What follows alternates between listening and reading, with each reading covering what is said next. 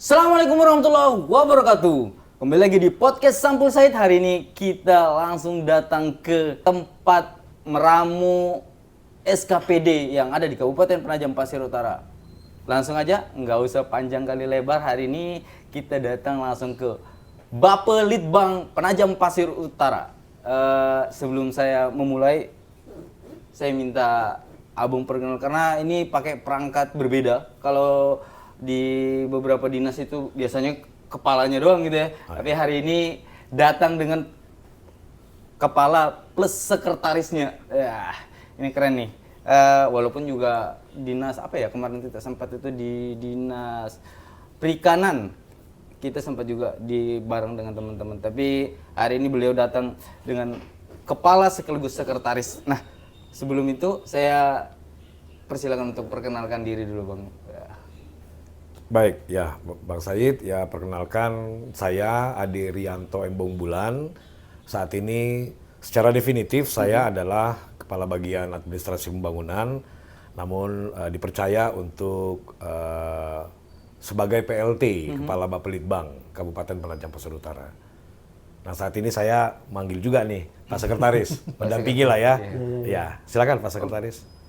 Baik, terima kasih Pak PLT Kepala Bapelitbang, Bang Said sudah jauh-jauh hadir untuk bertamu di Rumah Besar Bapelitbang. Perkenalkan, saya Arif Afandi, saat ini sebagai Sekretaris Bapelitbang Kabupaten Penajam Pasir Utara. Oke, makasih banyak. Ini udah diterima kami dari tim Sampul. Saya mengucapkan terima kasih banyak. Udah disambut dengan kopi tadi. Sebenarnya ada kopi, cuman biasanya kan nggak enak juga kalau ada kopi di sini terus nggak bisa ngerokok kan. Cuman nggak etis kalau nggak ngerokok sambil ngobrolin tentang masalah kabupaten. Nah, hari ini kita coba untuk ngobrol tentang apa ya? Untuk sebagai pembuka awal.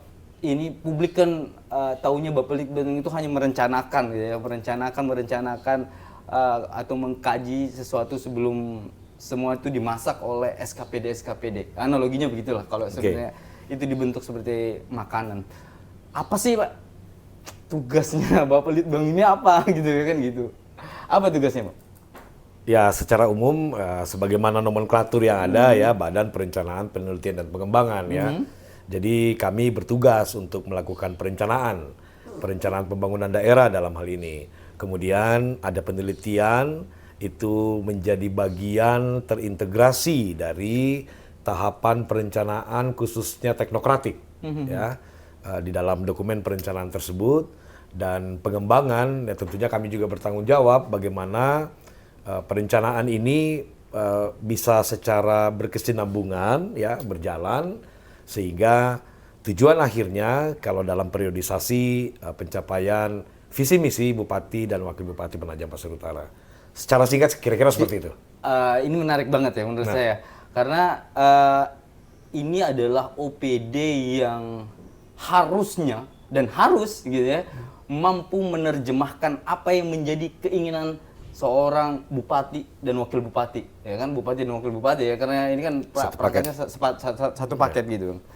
Bang, pertanyaan yang coba saya sampaikan ini mungkin lebih ke bagaimana mengukur program yang benar-benar berdampak bagi masyarakat, bukan sekedar menghabiskan anggaran di masing-masing SKPD. Itu kan apa ya, ego SKPD itu dalam arti tanda kutip ego ya, karena dia punya perspektif sendiri memandang dia harus melaksanakan ini berdasarkan apa yang dia alami di tingkatan paling bawah mungkin menurut mereka. Bagaimana mengatur itu? Iya, nanti kita saling melengkapi nih ya, Mas Said ya, Pak Sekban. Jadi kalau kita mengacu kepada instrumen yang ada, maka sejatinya kami di Bapelitbang senantiasa mengingatkan rekan-rekan di perangkat daerah dalam hal fungsi kami mengkoordinasikan ya perencanaan pembangunan tadi, maka kami senantiasa mendorong juga perangkat daerah dalam hal merealisasikan anggaran misalnya, tidak hanya berorientasi kepada output ya atau hasil ya, tetapi lebih kepada bagaimana teman-teman juga bisa mendapatkan ukuran atau mengukur bahwa pencapaian fisik tersebut memang dapat dirasakan oleh masyarakat. Dalam konteks kalau bahasa kami namanya outcome. Jadi ada manfaat. Berikutnya tentunya dampak dari manfaat itu bagi masyarakat. Nah, dalam konteks istilah di instrumennya itu adalah impact. Nah, ini semua sudah terukur, sudah terpetakan. Terpetakan ya. Nah, tinggal bagaimana kita ketika melaksanakan. Benar sih Bang, terukur karena kan Bang kan penelitian ya. Wajib itu ya. Harus terukur. Harus terukur gitu, harus terukur. Dan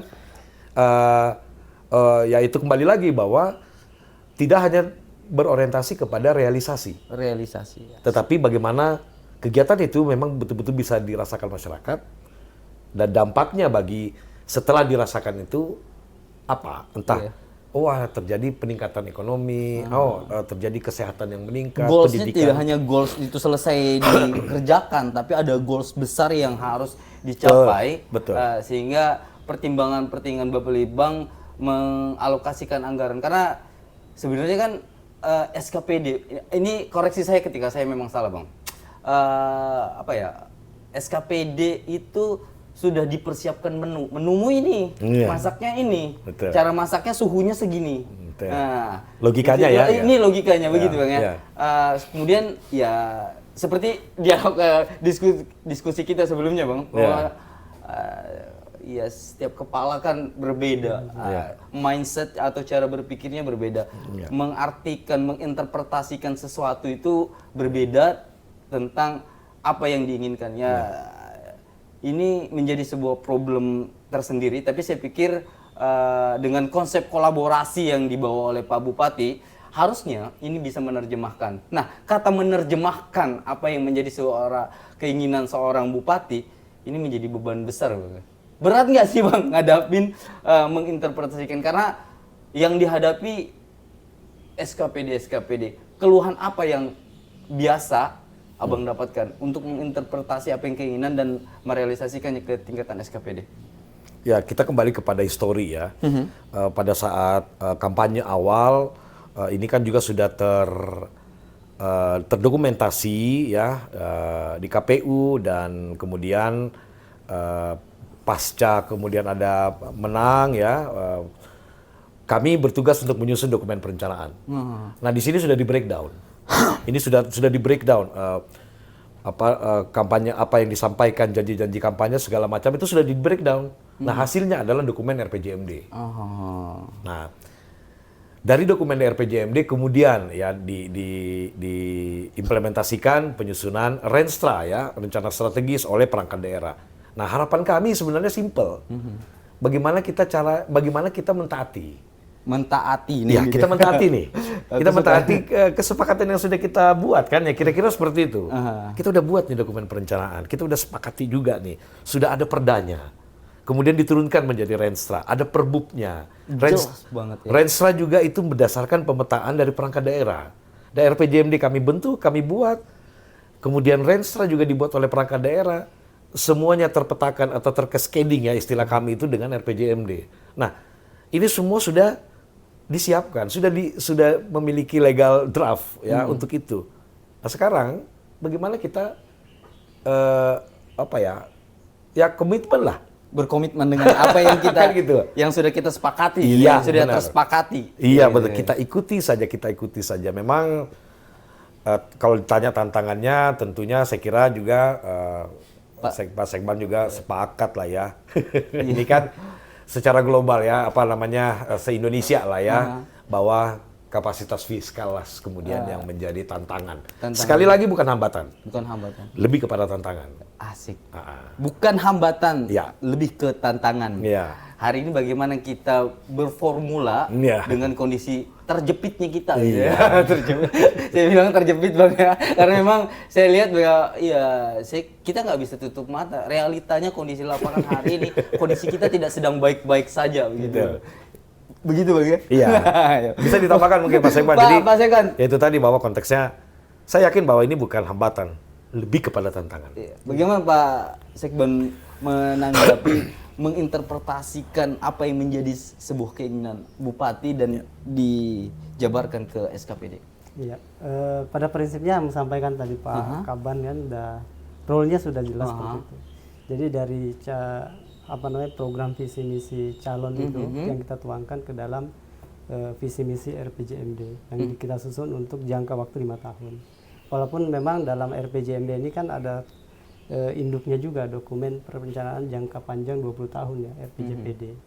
Nah, tapi dalam konteks pemilihan kepala daerah tentu kan visi misi ini kan masing-masing punya keinginan dan kemauan yang berbeda gitu. Nah, kepala daerah yang terpilih ini yang kita kita tuangkan ke dalam sebuah dokumen perencanaan secara teknokratik.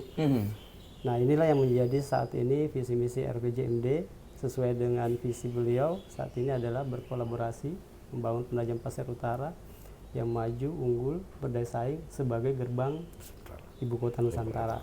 Dan visi ini sejalan dengan apa yang sudah kita kerjakan saat ini. Dan untuk di 2026 ini masuk tahun kedua pelaksanaan RPJMD kita untuk 2025-2029. Nah, mudah-mudahan tadi yang disampaikan Pak Kepala Badan juga bahwa tantangan kita saat ini adalah ruang fiskal kita untuk mengelaborasi apa yang menjadi keinginan kepala daerah saat ini untuk menerjemahkan ke dalam program-program yang menjadi capaian di perangkat daerah masing-masing. Nah, ini yang memang saat ini kendala kita, bagaimana menguatkan peran fungsi masing-masing perangkat daerah untuk menerjemahkan visi misi sesuai dengan tahun pelaksanaannya. Karena di dalam RPJM ini kan ada 5 pentahapan ya, sesuai tahun pelaksanaan. Dan untuk tahun 2026 ini memang kita sudah masuk di tahun penjabaran RPJMD yang tahun kedua. Nah, mudah-mudahan dengan kondisi ekonomi saat ini ya kita bisa lebih menguatkan lah sektor-sektor yang bisa kita optimalkan, terutama perangkat-perangkat daerah yang memang punya fungsi untuk peningkatan pendapatan daerah gitu. Ya, tantangan kita lebih kepada tadi ruang fiskal yang terbatas saat ini. Iya. Ya sekali lagi bahwa sebenarnya apa yang terjadi hari ini itu bukan sebuah hambatan tapi lebih ke tantangan. Bagaimana kita berinovasi untuk kemudian bisa tetap tumbuh dengan kondisi ya yang saya bilang tadi, kondisi kita memang tidak sedang baik-baik saja gitu ya. Pak Bang, saya coba untuk masuk ke wilayah yang lebih spesifik karena biar bagaimanapun hari ini Penajam Pasir Utara itu ditunjuk jadi ibu kota negara gitu ya, ibu kota Nusantara ya.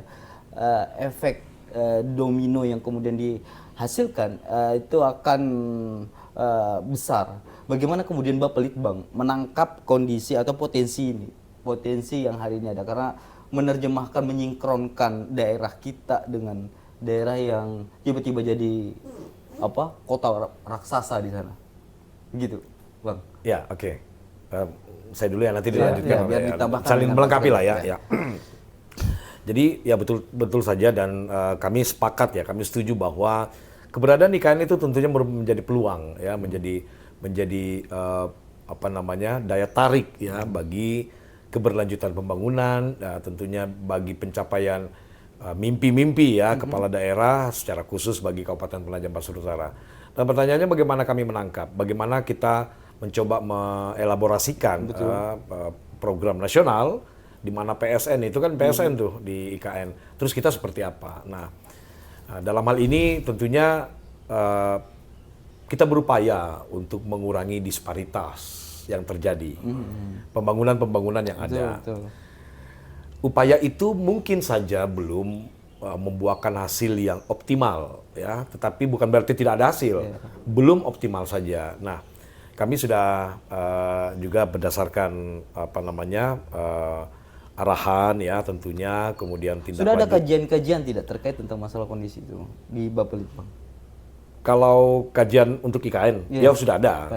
Begini, kita jangan membatasi kepada kajian yang ada. Artinya kajian yang mandiri, ya. Tapi kita bisa membuka peluang kajian-kajian dari luar untuk memberikan masukan input yang tentunya berorientasi kepada bagaimana akselerasi pembangunan di Kabupaten PPU ini Betul, terjadi. betul. Saat ini ada TCDP ya, Three City Development Plan, tapi dia punya versi namanya versi 5G, Five Government. Governmentnya itu pemerintah Kaltim, Kabupaten Penajam Pasir Utara, Kabupaten Kukar, Kota Balikpapan, dan Kota Samarinda. Magnetnya adalah IKN. Betul. Itu dilaksanakan oleh JICA, Jepang ya. Nah ini juga merupakan bagian daripada kajian dan analisa itu. Jadi kita tidak menutup pintu ya. Mereka memberikan dan luar biasa hasilnya bagi kita. Ada beberapa poin-poin yang menjadi panduan dan menjadi daya ungkit bagi pembangunan selanjutnya. Kemudian yang kedua ada juga tuh pada perkembangan dari konsep Sasamba ya, Pak Sekban Sasamba yang diinisiasi oleh atau dilanjutkan oleh Kementerian ATR dengan konteks yang saat ini dikedepankan di launching itu dalam waktu dekat akan di launching itu menjadi Nusamba. Nusamba. Ya, Nusamba. Nusamba itu intinya yang ada di dalam Nusamba itu adalah IKN itu sendiri, Kota Balikpapan, Kota Samarinda, dan wilayah-wilayah yang ada di betul, termasuk Kabupaten Penajam Pasir Utara.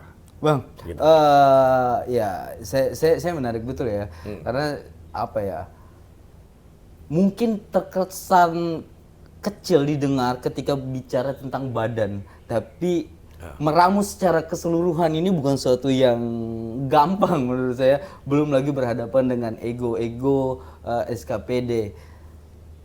Kalau saya melihat, apalagi ditambah beban, bukan bicara tentang bahwa IKN beban ya, tapi hari ini kita diminta berakselerasi dengan hadirnya IKN. Sebenarnya dengan apa yang menjadi target pasca dari hadirnya bupati baru hasil pesta demokrasi kemarin, semua sudah terterjemahkan.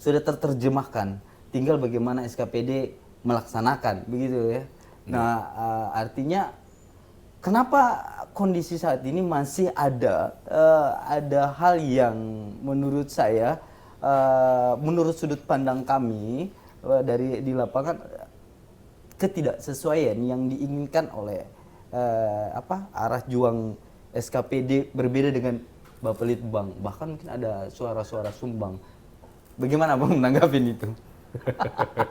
Nah, Mas Sekban dulu silakan. Pak Sekban, gimana Bang menanggapin itu? Karena Bang, kalau mau menerjemahkan, menurut saya gini Bang, kalau mau menerjemahkan bukan hanya Bapelitbang sebenarnya, tapi juga kepala-kepala SKPD mampu menerjemahkan hal yang sama dengan apa yang diinginkan Bupati, Bapelitbang, dan ini satu garis lurus gitu. Harusnya begitu ya. Iya. Nah, bagaimana Bang melihat ada saya ngeliat gini, saya yakin betul bahwa memang ada beberapa SKPD mungkin ya yang merasa kenapa dikasih pos anggaran segini ya kan? Gitu kan.